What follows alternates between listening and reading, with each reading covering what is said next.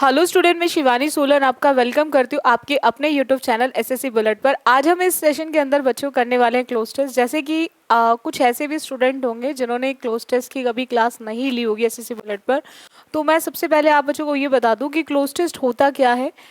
अगर हम cloze test की बात करें, क्लोज टेस्ट आपका एक इनकम्प्लीट पैराग्राफ होता है बच्चों। क्लोज टेस्ट जो होता है वो आपका एक इनकम्प्लीट पैराग्राफ होता है। आपने बहुत बार देखा होगा पैराग्राफ आपको ब्लैंक फॉर्म में दिया होता है और हर एक ब्लैंक के लिए नीचे 4 ऑप्शंस गिवन होते हैं। जो पैराग्राफ आपका इनकम्प्लीट है उसे हमें क्या बनाना है? कंप्लीट। अब कंप्लीट बनाने के लिए बहुत सारे स्टूडेंट्स को डाउट होता है कि हमें ग्रामर की ज़रूरत होगी या फिर वोकैब पार्ट की। तो आप ध्यान रखेंगे, हमें उनको कंप्लीट बनाने के लिए दोनों की ज़रूरत होती है, वोकैब की भी और ग्रामर की भी। लेकिन इन दोनों में सबसे ज़्यादा जो ज़रूरत होती है वो ग्रामर पार्ट की होती है। अगर आपके एग्जाम में 5 क्वेश्चंस आ रहे हैं क्लोज टेस्ट पे, तो आप देखेंगे डायरेक्टली 3 क्वेश्चंस ग्रामर बेस्ड होंगे मिनिमम, एंड मैक्सिमम कभी कभी 4 भी आ जाते हैं। और वोकैब की बात करें तो minimum 1 and maximum 2 vocab based होता है। अगर हम बात करें क्लोज टेस्ट की किस तरह से करेंगे, तो आज हम बहुत ही इंपॉर्टेंट क्लोज टेस्ट करने वाले हैं। सीजीएल मेंस का ही क्लोज टेस्ट है ये, जो 3/2/2022 में पूछा गया है। स्टार्ट करते हैं। क्लोज टेस्ट के लिए आपको हर एक पॉइंट को रीड करना बहुत ज़रूरी है। आप जब भी क्लोज टेस्ट को करें तो पैराग्राफ को विद ऑप्शंस जरूर रीड करते हुए चलें।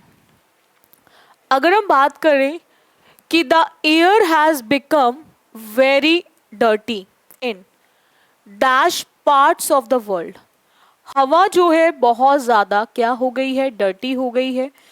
ठीक है, अब बात कर रहे हैं किस में? वर्ल्ड के बहुत सारे भागों में, बहुत सारे पार्ट्स में।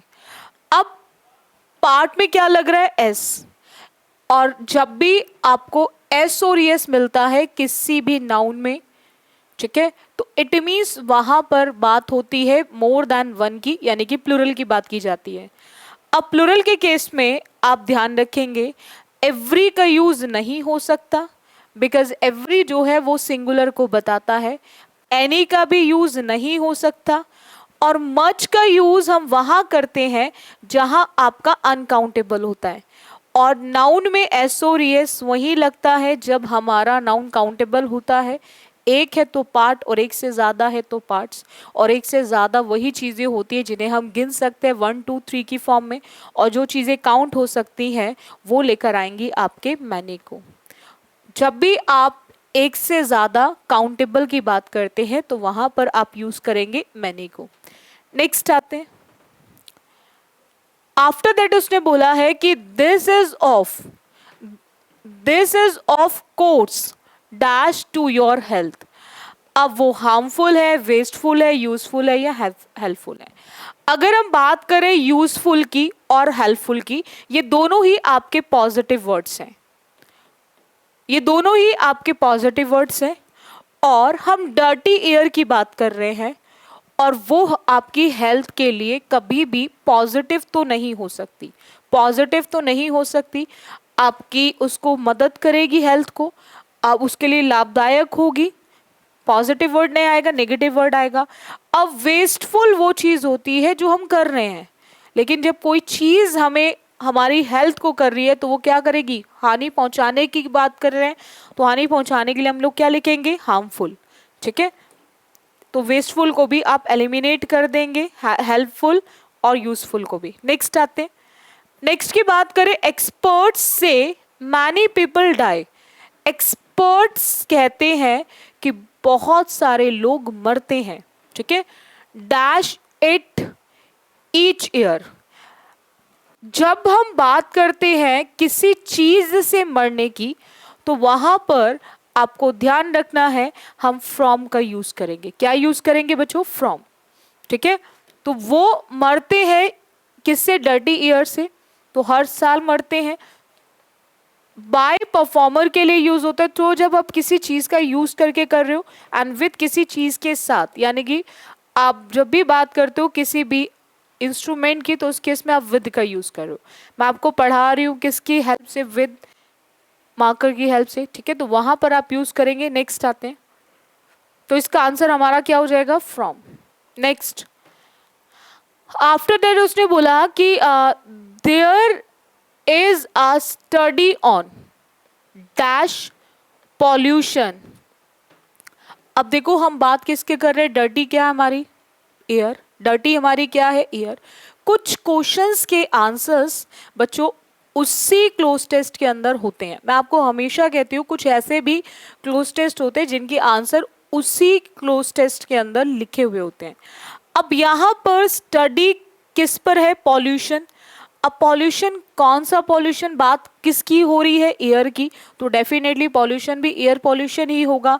हम noise pollution, land pollution, water pollution की बात तो नहीं कर रहे हैं, हम किसकी बात कर रहे हैं, एयर पॉल्यूशन की, क्योंकि जिस टॉपिक पर हम डिस्कस कर रहे हैं वही हमारा पॉल्यूशन का टॉपिक होगा। नेक्स्ट आते हैं, उसने बोला which comes from the experts of the World Health Organization, WHO, ठीक है, dash is an agency of the United Nation. अब हम बात कर रहे हैं किसकी, वॉट, हु, विच या हूम। वॉट का यूज बच्चों हम वहां करते हैं जब भी आप किसी भी स्टेटमेंट की बात करें या फिर आप इंसिडेंट की बात करें, तो वहां यूज करेंगे आप वॉट।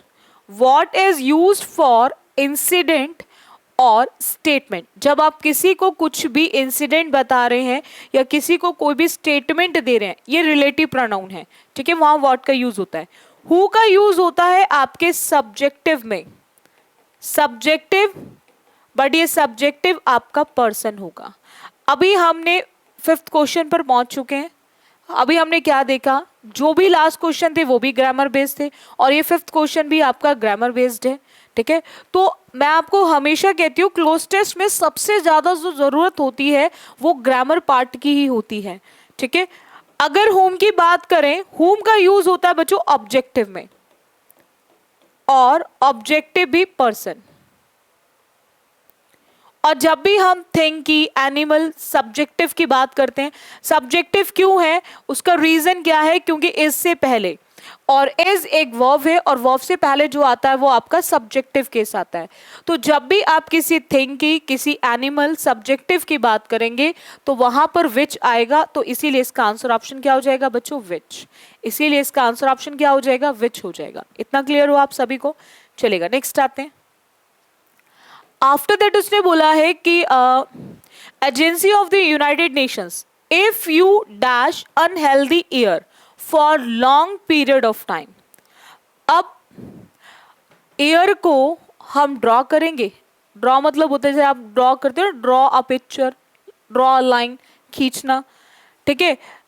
गल्प की बात करें तो इसको मतलब जो चीजें बहुत, जैसे आप बोलते हो ना माउथफुल टाइप, घूंघट टाइप, ठीक है, और इसका मतलब होता है जो कष्ट होता है, ठीक है, जो पीड़ा होती है।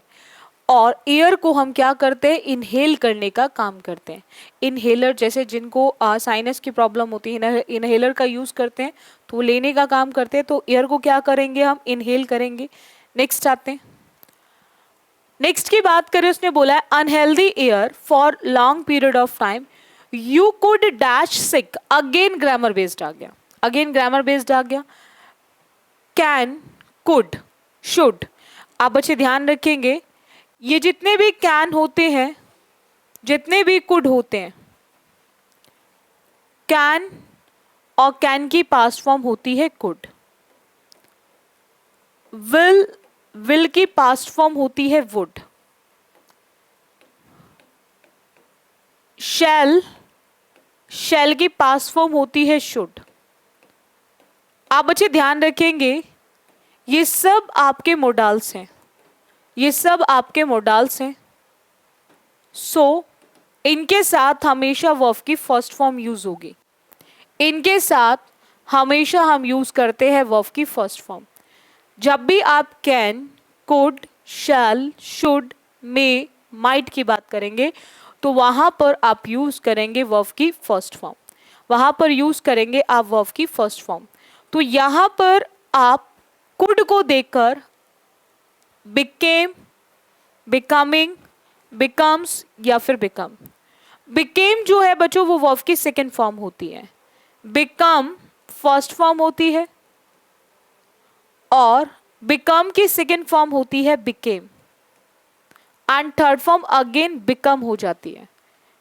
आईएनजी विदाउट कभी भी अगर हम बात करें तो हम प्रोग्रेसिव के केस में लगाते हैं, ठीक है, बिना प्रोग्रेसिव एक्शन के हम आईएनजी का यूज नहीं करते। और कुड आ गया, कुड के साथ सेकेंड फॉर्म का यूज नहीं होगा। एस और एस हमेशा इन इंग्लिश ग्रामर यूज होता है जब भी आपको नो हेल्पिंग वर्ब का केस दिया गया हो, जहां पर कोई भी आपको हेल्पिंग वर्ब ना दी गई हो वहां आप यूज करेंगे एस और ईएस। सो इसीलिए हम इसको हटा देंगे, तो कुड के साथ वर्ब की फर्स्ट फॉर्म आएगी, तो इसलिए आंसर ऑप्शन हो जाएगा 4, दैट इज बिकम। नेक्स्ट आते हैं, उसने बोला है कि air pollution has been linked to many diseases.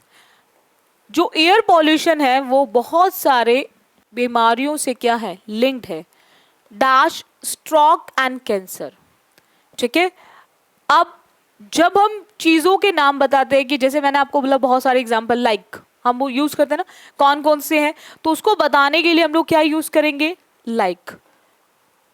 Similar and same दोनों का मतलब एक होता है, एक जैसे, समान, ठीक है, सच एज, ठीक है। तो यहां पर आंसर ऑप्शन क्या आ जाएगा, लाइक। नेक्स्ट आते हैं, the WHO says that 7 million dash die each year. अब 7 million dash die each year, हर साल WHO ने कहा है कि हर साल 7 मिलियन लोग इसी पॉल्यूटेड एयर की वजह से, जो डर्टी एयर होती है, इसी एयर पॉल्यूशन की वजह से मरते हैं हर साल, ठीक है। अब यहां पर पॉइंट आता है ह्यूमन, इंडिविजुअल, पीपल या फिर पर्सन। हम बात कितने की कर रहे हैं, हम बात कितने की कर रहे हैं, 7 मिलियन। इंडिविजुअल और पर्सन आपका केस है सिंगुलर का, और ह्यूमन बीइंग होते हैं, तो यहां पर हमारा आंसर ऑप्शन क्या आएगा, पीपल। बिकॉज हम 7 मिलियन की बात कर रहे हैं, तो इट मीन्स जब भी आप प्लूरल केस की बात करेंगे तो वहां पर यूज करेंगे आप पीपल वर्ड को, ठीक है। नेक्स्ट आते हैं, इसमें आप इजीली एलिमिनेट कर सकते हो रिमेनिंग ऑप्शंस को, ठीक है। अब उसने बोला है कि die each year as a result of the dash year. ये रिजल्ट है डैश ईयर का, किस तरह की हवा की बात की जा रही है, तो डर्टी एयर की बात की जा रही है। डर्टी के बाद हमने उसको एयर पॉल्यूशन में पढ़ा, तो पॉल्यूशन से ही बनता है आपका पॉल्यूटेड। क्या बनता है बच्चों, पॉल्यूटेड, ठीक है। तो यहां पर आंसर ऑप्शन क्या आ जाएगा, first, that is polluted air की बात की जा रही है।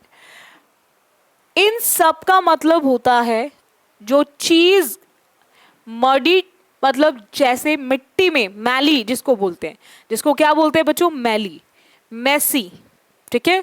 ये मीनिंग तीनों का सेम है, जो चीज मैसी होती है, गंदी होती है, ठीक है, और एयर क्या होगी आपकी, पॉल्यूटेड होगी, ठीक है। तो यहां पर आंसर ऑप्शन आ जाएगा आपका फर्स्ट।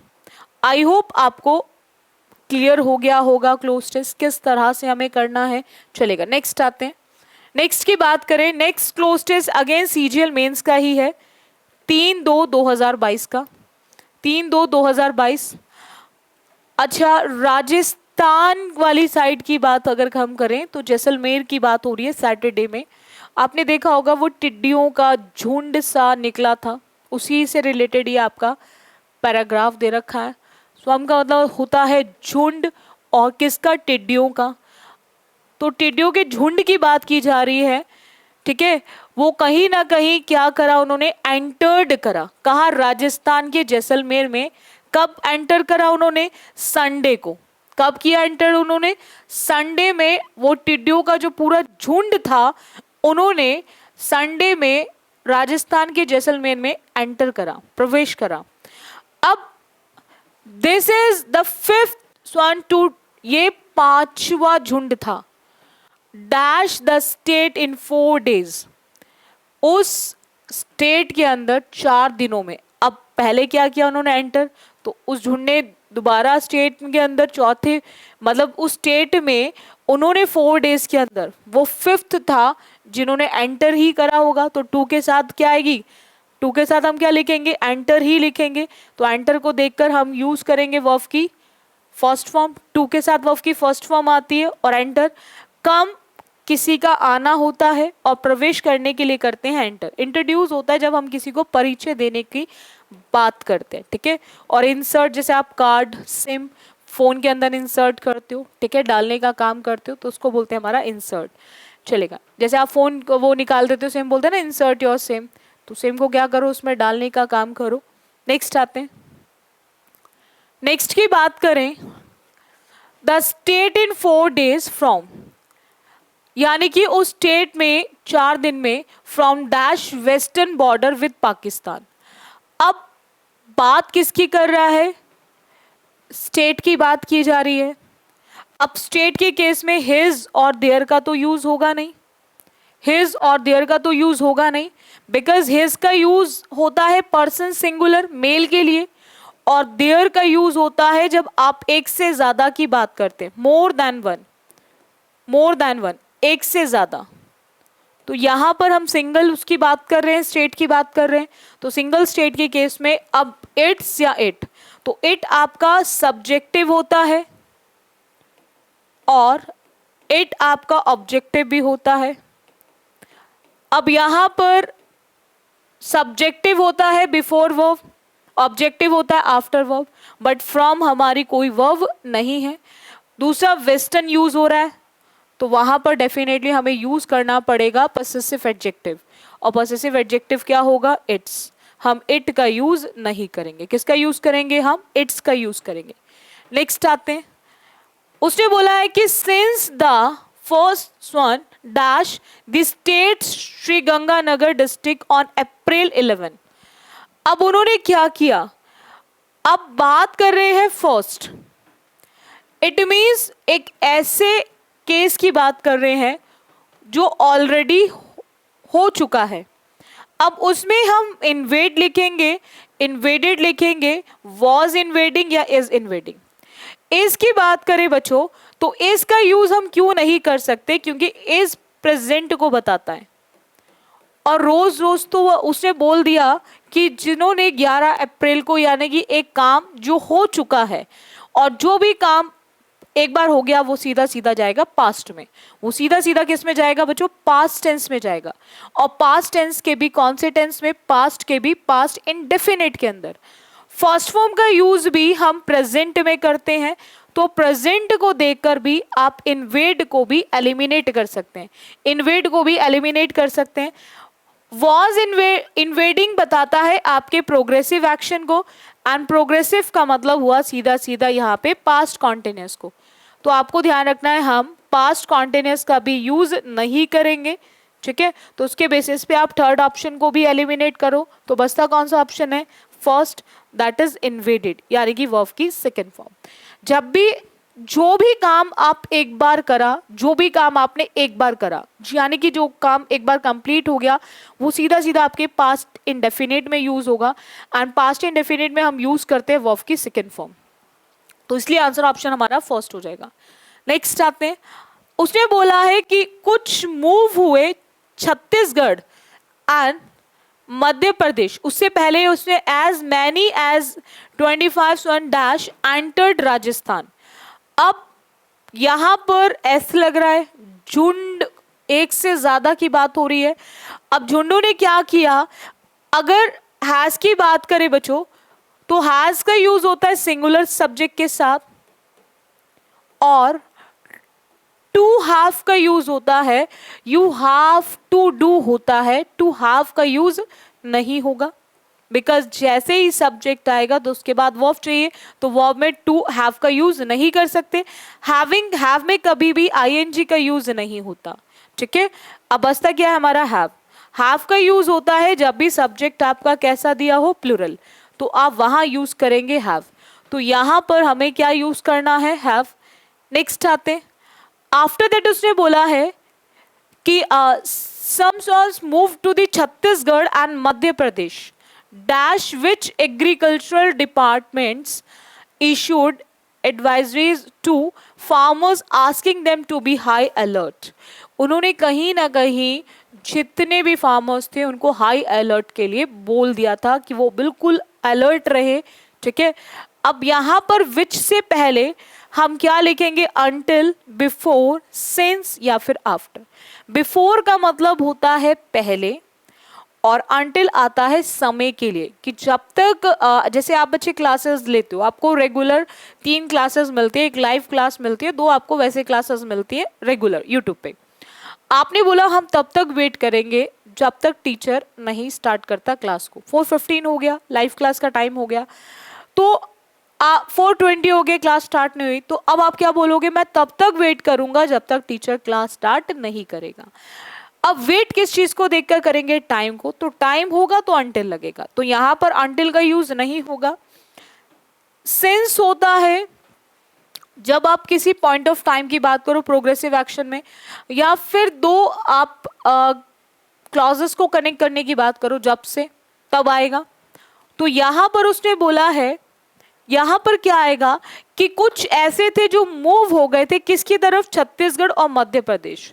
ठीक है, और उसके बाद एग्रीकल्चर डिपार्टमेंट ने क्या करा, इशू कर दिया एडवाइजरी सभी फार्मर्स को कि अगर वो वहां से वहां मूव हो गए हैं तो अब आप थोड़ा सा अलर्ट हो जाएं। तो इस केस में हम लोग क्या यूज करेंगे, आफ्टर, हम बिफोर का यूज नहीं करेंगे। ठीक है, सो आई होप आपको हर एक पॉइंट क्लियर हो गया होगा कि हम क्यों किस ऑप्शन को टिक करें। देखो बच्चों, जब भी आप बच्चे करें क्लोज टेस्ट को करते हुए आप बच्चों को एक चीज़ ध्यान रखनी है, बहुत ही इंपॉर्टेंट है क्लोज टेस्ट, आपके एग्जाम्स में हमेशा पूछा जाता है। कोई भी आप 1 डे एग्जाम दो, हर 1 डे एग्जाम के अंदर क्लोज टेस्ट का क्वेश्चन जरूर आता है। और जितने भी एसएससी, चाहे वो CHSL हो, CGL हो, MTS हो, CPU हो, स्टेनो हो, हर एग्जाम के अंदर क्लोज टेस्ट का क्वेश्चन आता है। तो मैं आप बच्चों से जरूर बोलूंगी, जो सीरीज चल रही है आपकी एसएससी बुलेट पे क्लोज टेस्ट की, उस सीरीज के हर एक क्लास को जरूर देखो, उससे आपकी प्रैक्टिस होगी, और जितना आप बच्चे प्रैक्टिस करेंगे वो आपके लिए उतना ही बेस्ट होगा। और आप रेगुलर बेसिस पे क्लासेस लिया करो एसएससी बुलेट पर। लाइव क्लासेस 4:15 to 5 चलती है, रेगुलर चलती है, रेगुलर अटेंड करो क्लास को। दूसरा, बहुत सारे स्टूडेंट के मैसेजेस आते हैं फॉर ऑफलाइन बैचेस के लिए, तो मैं आपको बता दूं ऑफलाइन बैचेस जो चलते हैं एसएससी बुलेट के, वो मुखर्जी नगर में चलते हैं। ये कॉन्टेक्ट नंबर है, आप इस पे कॉल कर सकते हैं। बाकी जितने भी स्टूडेंट मैसेज कर रहे हैं पेड बैच के लिए, तो पेड बैच आपका within a week start हो जाएगा। होपफुली नेक्स्ट वीक से आपका पेड बैच स्टार्ट हो जाएगा, इन्फॉर्मेशन आपको मिल जाएगी पेड बैच की। तो मैं आप सभी स्टूडेंट से ये ज़रूर कहूँगी कि रेगुलर क्लासेस जरूर लो, बैक टू बैक एग्जाम है, सीजीएल के लिए बहुत कम समय है। बहुत जल्दी मैं मॉक टेस्ट भी लेकर आ रही हूँ, लाइव स्टार्ट करेंगे मॉक टेस्ट। 2 तरह की क्लासेस जल्दी स्टार्ट करेंगे, एक बिगनर्स, एक तो चल रही है प्रैक्टिस, ये रेगुलर ऐसी चलती रहेगी, और एक बिगनर्स के लिए लेकर आएंगे जो बच्चे बहुत ज़्यादा कमज़ोर है, वीक है इंग्लिश के अंदर, तो उनके लिए हम लाइव क्लास मैं लेकर आऊँगी बिगनर्स बैच करके। तो वो स्पेशली उन स्टूडेंट्स के लिए जो बहुत ज़्यादा वीक है इंग्लिश में। बाकी मैथ्स जो है एसएससी बुलेट पर अनुज वशिष्ठ सर पढ़ाएंगे। ठीक है, ऑनलाइन में भी और ऑफलाइन में भी वही पढ़ाते हैं आपको। सो आई होप आपको हर एक पॉइंट क्लियर हो गया होगा। जितने स्टूडेंट ने देखो सब्सक्राइब नहीं किया है, तो मैं आप सब बच्चों से कहूँगी ज़रूर सब्सक्राइब कर लो चैनल को, ताकि आपको हर क्लास का नोटिफिकेशन मिल सके। एंड और अगर सेशन जैसे अच्छा लगता है, जो भी क्लास अच्छी लगती है, उसको लाइक और शेयर कर दिया करो, ताकि मैक्सिमम स्टूडेंट्स उसको अटेंड कर सके। सो आज के लिए तरह के, so thank you student for this session. बाकी करते हैं हम नेक्स्ट क्लास में।